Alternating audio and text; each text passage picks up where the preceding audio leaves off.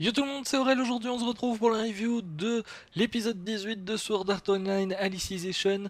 C'est disponible sur Wakanim, si vous l'avez pas vu, sachez que la semaine prochaine, normalement, ça sera un épisode récap. Checkez quand même sur les réseaux un petit peu avant ou quoi, pour savoir si c'est vraiment un épisode récap, mais c'est ce qui a été apparemment annoncé, mais pas sûr à 100%. Donc si vous n'avez pas de review la semaine prochaine, bah dites-vous que c'est parce que c'était un épisode récap tout simplement. Alors épisode assez énorme cette semaine, on a EGO la dernière fois qui était arrivé devant un espèce de papy qui avait l'air bien badass, on avait Kirito et Alice qui avaient survécu à leur chute de la tour et qui en soi s'étaient entraînés.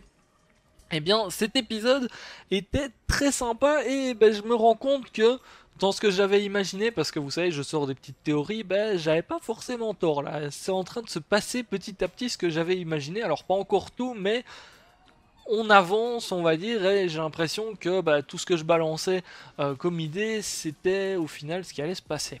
Donc, début d'épisode, on a Géo qui est contre le papy.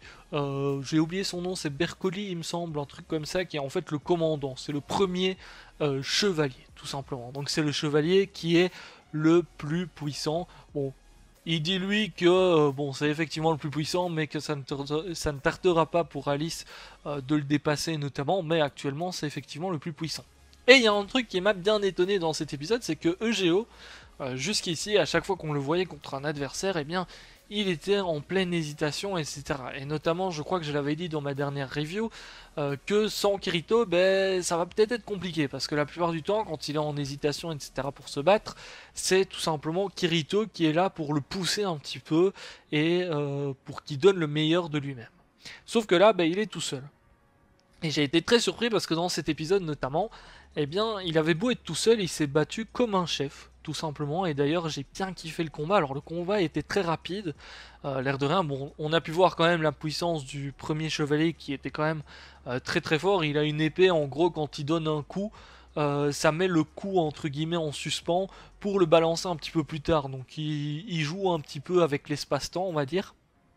Et bon, au niveau de Géo, bah, même en voyant la puissance tout simplement de ce mec-là, eh bien, il ne s'est pas laissé faire. Bon, au début, on a un petit peu de la parlotte entre les deux, tout simplement. Il y a notamment le premier, enfin le commandant qui demande si Fernicio, j'ai oublié son nom, est mort ou pas. Bon, il y a Géo qui discute un petit peu avec lui, etc. très très rapidement. Puis ensuite, il passe vraiment au combat. Et EGO vraiment très surprenant, il s'est vraiment bien battu quand même. On va pas se mentir que j'ai bien kiffé le combat dans le sens où c'est pas juste oh taper ou utiliser une technique et c'est la plus puissante qui gagne. Non, c'est pas ça ici. EGO il a vraiment été stratégique dans son combat, c'est-à-dire qu'au début il balance sa glaciation, on va l'appeler comme ça. Au final, bon, le commandant lui il s'en fout, c'est pas ça qui va arrêter EGO enfin qui va l'arrêter plutôt, c'est pas de la glace qui va l'arrêter, donc il donne un coup, hop, ça brise la glace, il y a Géo qui balance justement des morceaux de glace et en même temps il balance son épée en l'air, puis au final il décide de prendre tout simplement le commandant au corps à corps, etc. pour au final bah, l'épée qui retombe vers EGO pour qu'il puisse donner le coup final. Donc franchement, l'action était très très sympa, j'ai bien kiffé, c'était pas juste un combat puissance contre puissance, c'est un combat bon, où le commandant il a été complètement surpris, il a été dépassé au final parce qu'il y a eu en face de lui. Il s'attendait pas à quelque chose comme ça, parce qu'il a bien vu au début que Géo c'était pas le plus fort des chevaliers.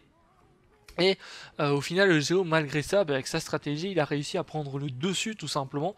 Il a utilisé le deuxième souvenir de son épée parce que les épées en gros ont deux pouvoirs. Donc ici, il utilise le deuxième souvenir. Le premier en soi, c'est de pouvoir geler.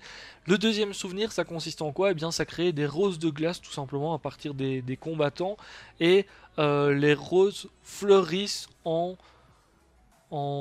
absorbant la vie des deux combattants. Donc ça veut dire que c'est une technique en soi, quand elle est utilisée, ben, les deux combattants meurent au profit des roses qui fleurissent. Donc c'était tout simplement pour créer un match nul. Alors je sais pas trop quel était l'objectif exactement de Géo en voulant créer ce match nul, mais en tout cas ça a bien fonctionné et j'ai trouvé que Géo c'était un personnage qui était assez voilà, j'aimais pas trop moi j'aimais pas trop dans le sens où il était toujours en mode ouais je veux pas trop me battre, il était tout le temps en hésitation et tout. Alors c'est cool d'être en hésitation et tout parce que ça change de Kirito, c'est complètement l'opposé de Kirito. Kirito lui il hésite jamais, lui il fonce dans le tas.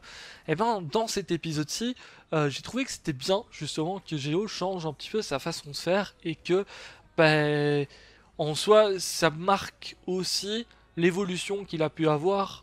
Vu qu'il n'y a pas Kirito pour le soutenir, bah, ça montre que sur ses derniers combats, il a appris pas mal de choses notamment, et il commence à imiter petit à petit, enfin à imiter, à ressembler plutôt petit à petit à Kirito, donc c'était très sympa.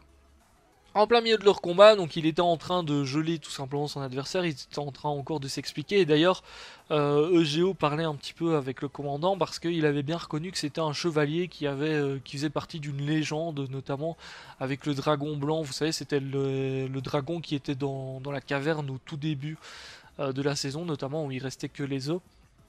Et il essayait en fait de faire revenir tout simplement les souvenirs au chevalier. Petit à petit, bah, il commençait à prendre conscience du fait que bah, Géo n'avait aucune raison de lui mentir, etc. Sauf qu'à un moment donné, on a un espèce de clown qui arrive, alors je sais plus c'est quoi, parce qu'ils ont dit le nom de sa race ou je sais pas trop quoi, mais on a un gars qui arrive, on va l'appeler le clown, hein, nous, qui arrive et qui en soi sert de police, j'ai envie de dire, enfin on va utiliser ce terme-là, qui va un petit peu empêcher bah, justement le commandant de changer de camp et qui va le faire tout simplement, qui va essayer de lui faire réaliser que bah, il n'a pas à changer de camp et tout. Et notamment ici, bah, le clown voyant que le commandant commence à réaliser ce qui se passe, hein, parce qu'il y a Eugeo qui lui dit aussi ouais t'es manipulé et tout, et ben il décide tout simplement de le transformer en espèce de glaçon pierre, je sais pas trop quoi, tout simplement. Et ce qui est intéressant notamment, c'est que le clown dit à un moment donné on n'a plus vraiment besoin de toi, enfin en parlant du numéro 1 du coup, on n'a plus besoin de toi, j'ai trouvé un meilleur pion. Et en fait, ce pion, c'est tout simplement Eugeo. Donc, effectivement, Eugeo va apparemment devenir lui aussi un chevalier. Alors, c'est ce que j'avais évoqué depuis quelques temps, enfin, depuis qu'ils ont été séparés, depuis que Geo a été séparé de Kirito et Alice notamment, et qu'il s'est retrouvé tout seul dans la tour. Eh bien, j'avais émis cette théorie que bah, pour moi, Geo allait effectivement devenir un chevalier ou aller changer de camp, enfin même si c'est pas son bon vouloir. Alors on va voir comment est-ce que ça va se passer, parce que est-ce qu'il va vraiment changer de camp ou bien est-ce qu'il va réussir à s'enfuir. On va bien voir, parce que ça on n'a aucune idée. Et du coup on se retrouve fin d'épisode avec Kirito et Alice qui ben, ont réussi à survivre, hein, tout simplement. Ils sont toujours sur la tour là, ils sont arrêtés à un étage sur un balcon tout simplement. Et il y a quelque chose qu'on remarque aussi de leur côté, c'est que bah, petit à petit ils commencent à s'entraider de plus en plus, à limite devenir potes, hein. Franchement quand on les entendait dialoguer un petit peu dans cet épisode-ci, bah, même si Alice restait assez froide et d'ailleurs à un moment elle lâche à Kirito, vas-y je te laisse t'expliquer un peu, mais si je sens que tu me bernes, bah, je te tue sur le champ.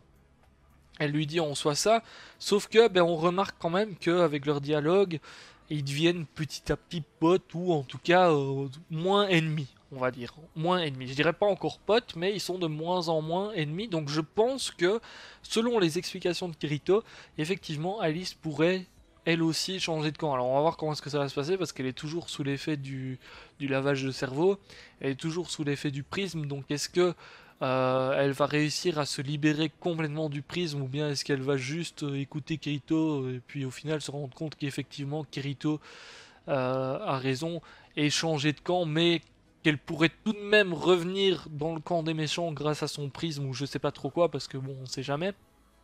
Elle peut ne pas se libérer à 100%, mais en tout cas être du côté de Kirito pendant un petit moment. Moi, c'est ce que j'avais émis aussi comme théorie, parce que quand ils se sont séparés, ben, j'ai dit pourquoi est-ce que Alice ne redeviendrait pas gentille au final, enfin du côté des gentils, et Eugeo ne passerait pas du côté des méchants. J'avais émis cette théorie, puis au final, ben, je me rends compte que ça se réalise. Et c'est vrai que quelqu'un m'a mis dans les commentaires d'ailleurs, on dirait que t'as lu limite le light novel de dire ça et tout. Enfin, parce qu'on dirait que tu connais la suite, et puis ben, au final, je me rends compte qu'effectivement, ma théorie était bonne jusqu'ici. Alors. Après avoir un petit peu, parce que je pense que, enfin, d'après moi, sur la suite, Alice ne serait pas libérée à 100%, c'est-à-dire qu'elle aurait toujours le prisme, elle serait effectivement du côté de Kirito, mais elle pourrait très bien rechanger de bord ou quoi, euh, selon ce qui se passe, on va dire.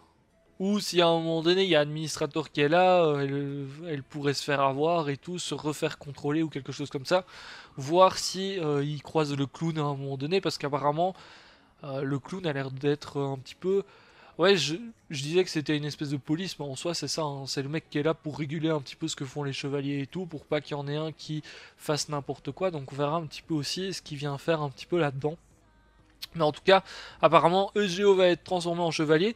On va bien voir, en tout cas, j'ai bien kiffé cet épisode. Egeo était assez classe et je me rends compte qu'en fait, un combat Egeo-Kirito, ça pourrait être très très sympa. Clairement, ça pourrait être très très sympa parce que Egeo en soi, il évolue grâce à Kirito depuis le début, tout simplement, et il apprend beaucoup de choses de Kirito. C'est-à-dire que Kirito, c'est, on va dire, un petit peu le maître de Géo. Ouais, on va dire ça comme ça, dans le sens où c'est Kirito qui apprend beaucoup de choses à Egeo. Alors certes, ils ont dû apprendre la maîtrise de certaines choses en même temps et tout, mais Egeo évolue énormément grâce à Kirito. Et maintenant, avec ce qu'on a vu dans cet épisode, on pourrait se dire que Egeo a égalé en soi Kirito, et du coup, s'il devient chevalier, vu qu'on voit que les chevaliers sont très forts et tout, et arrivent à se développer très rapidement, je sais pas trop s'ils font un espèce d'entraînement ou quoi pendant un petit moment, mais ou ce qui se passe, ou si c'est simplement grâce au lavage de cerveau qu'ils deviennent plus forts, mais on pourrait dire que si Egeo a maintenant rattrapé Kirito, ou du moins y est presque, si effectivement ça devient un chevalier, on pourrait dire qu'il va dépasser Kirito et ça serait cool d'avoir un affrontement entre les deux.